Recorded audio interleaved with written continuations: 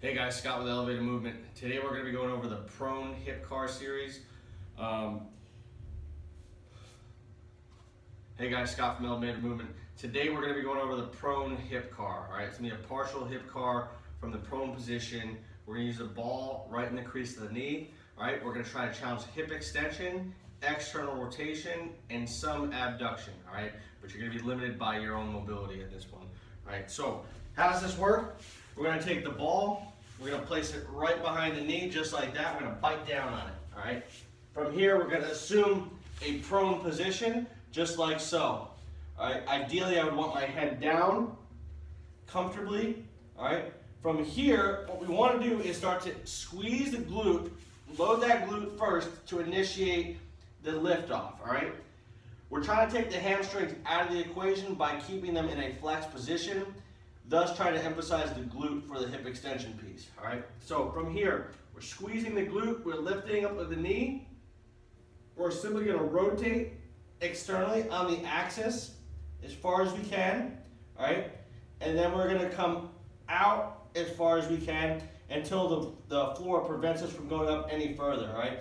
I don't wanna see this, all right? That's a whole compensation that we're not looking to have, all right? So how do we combat that?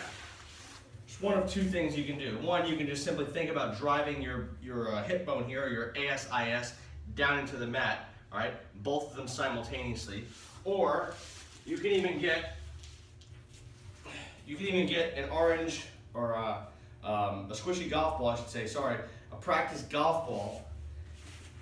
You can place that right under your ASIS for some sensory input and concentrate on just smashing that ball as you progress through this whole range of motion, all right?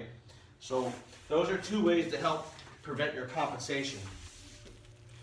All right, the big thing here is squeeze the glute before you lift. Make sure you drive the ASIS or hip bones down into the mat the whole entire time.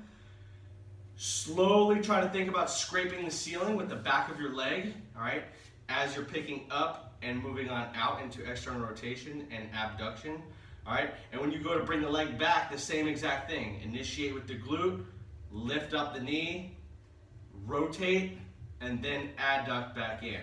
So, we're here, we're lifting off. We're externally rotating. We're then dragging the knee up as far as we can. We then set down. From here, we re-engage the glute. We then lift up. We rotate the heel up towards the sky, and then we adduct the leg back down.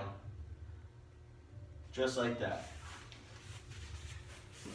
That's a prone hip car, focusing on hip extension, external rotation, and hip abduction.